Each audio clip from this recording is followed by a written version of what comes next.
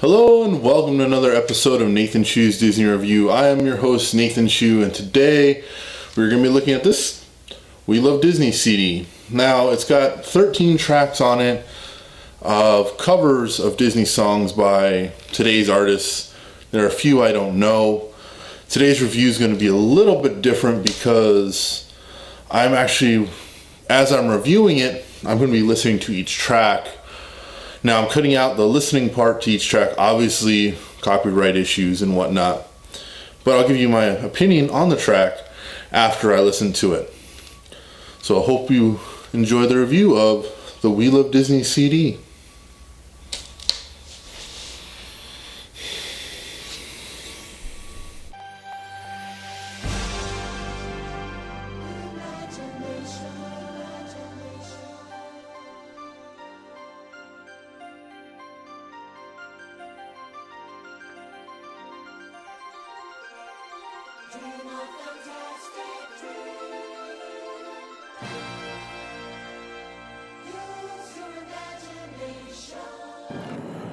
We Love Disney. Now today's review is going to be a little bit different because I'm actually going to listen to it as I'm reviewing it. Now what does that mean? It means I'm going to pause the recording, listen to the song, and give my words on the individual songs.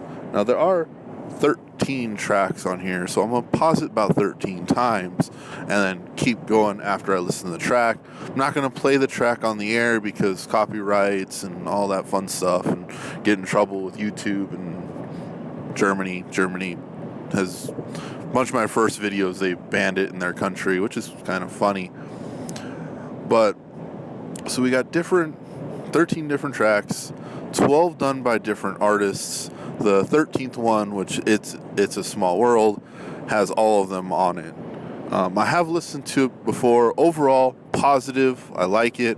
Most of the times when I hear like the covers like Disney Country, which I do like country music, didn't really care for it that much. I need to listen to it again.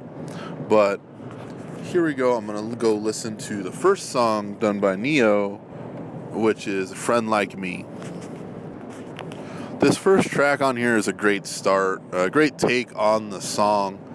It's almost got a lounge singer vibe to it when he's singing it. I think it's really good, well done. I would actually listen to it more than once. And when it comes to covers of Disney songs, it's kind of hard for me to do, just because normally the sound is so iconic. When you hear that movie, it's like, yeah, it's Robin Williams, but Neo does a great job of making it his own. Now the next track on here is by Jessie J, and it's Part of Your World, which is a song from Little Mermaid, the soul of the movie almost. I do really like this version of this song.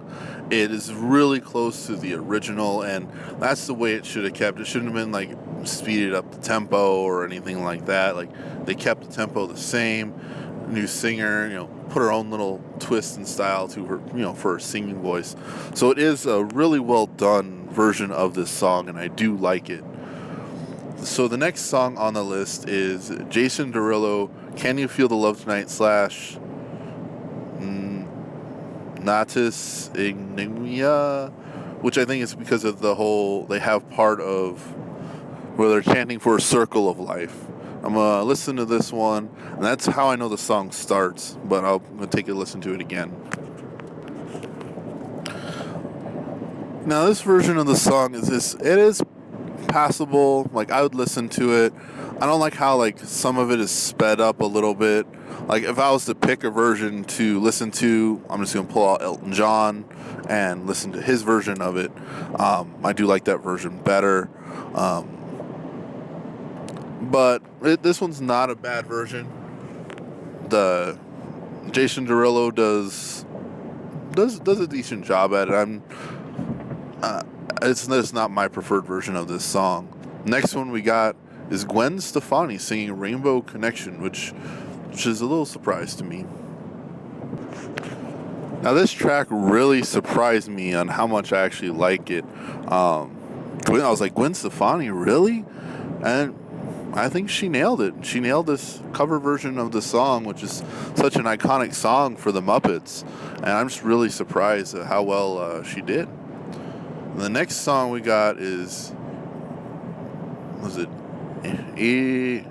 Adriana Grande? I'm sorry if I'm pronouncing it wrong. It's Zero to Hero from Hercules.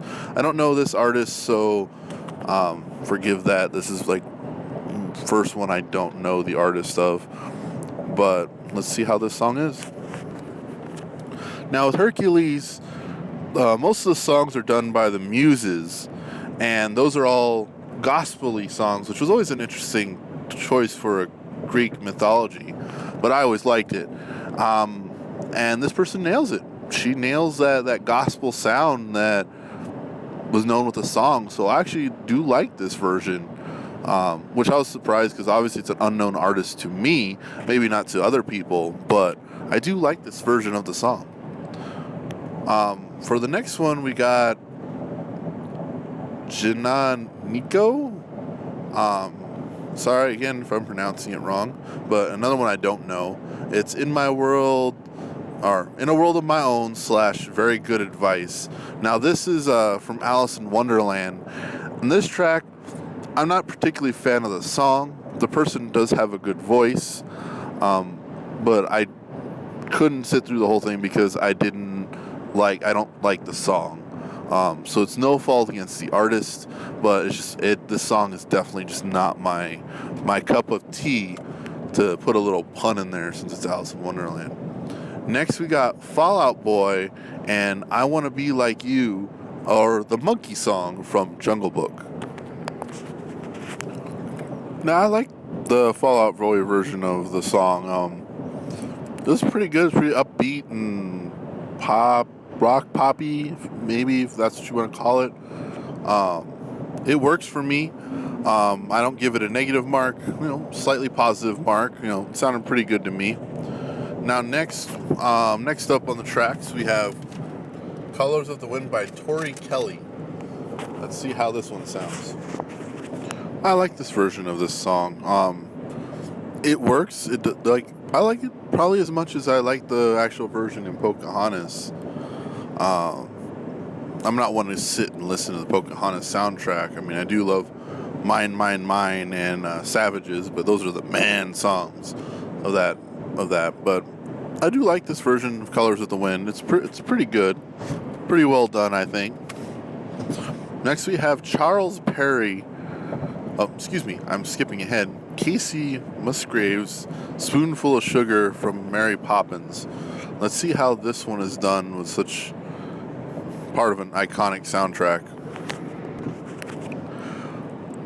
This version of the song, I don't really like that much. They put like I've said before, I do like country music. And they put a country twang to it, which kind of works but doesn't at the same time. But I don't really care for this version of the song.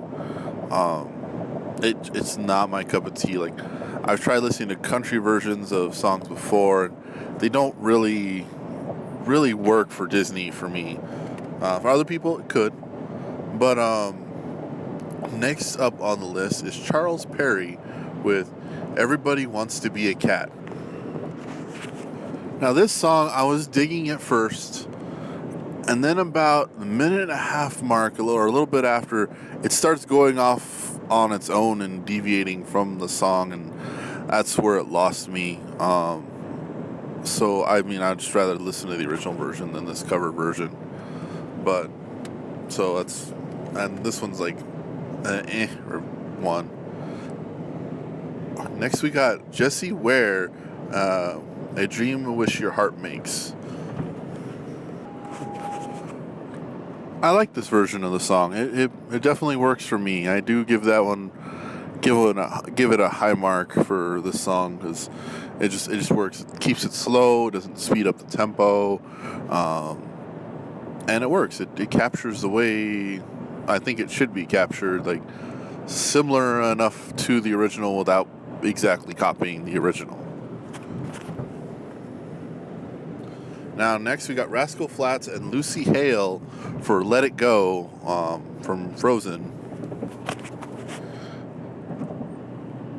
I don't really care for this. It's like, as much as they say it's an iconic song now, it's not Indina Menzel, so I'm not feeling this one at all. And I'm not feeling this one. I think they just included it on here because Let It Go is such a big hit and it can't be let go. Yeah, this is a bad pun, I know. And the next one we got is It's a Small World After All, sung by all of them together. This one I liked at the beginning because they were keeping it how the Sherman Brothers originally wrote it, as a slow thing, and then they sped it up for later on and stuff, and it's all right. It's all right. I mean, if I'm gonna listen to It's a Small World, I'm just gonna listen to the Ride soundtrack.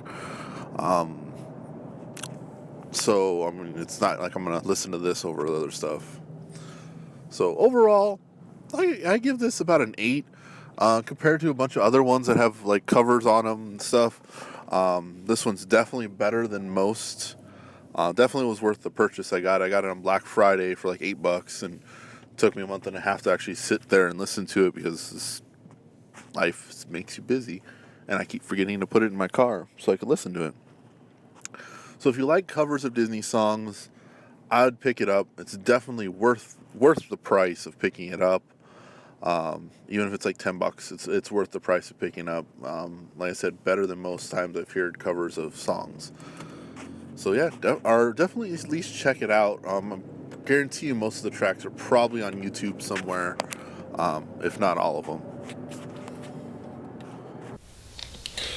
All right, thank you for watching this review of the We Love Disney CD.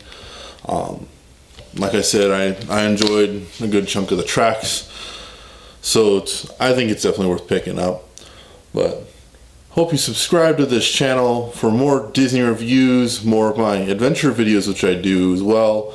There's ones of me going to Disneyland a couple months ago, which I had a great time there. But feel free to follow me on Twitter. That's at Nathanchu. That's NATHANCHU. You can also follow the website on Twitter. That's RBJamFest. And you can go to redbuttonjamfest.com for more stuff, as well as the Facebook page, which is facebook.com/redbuttonjamfest. So you guys all have a good one and have a magical rest of your day.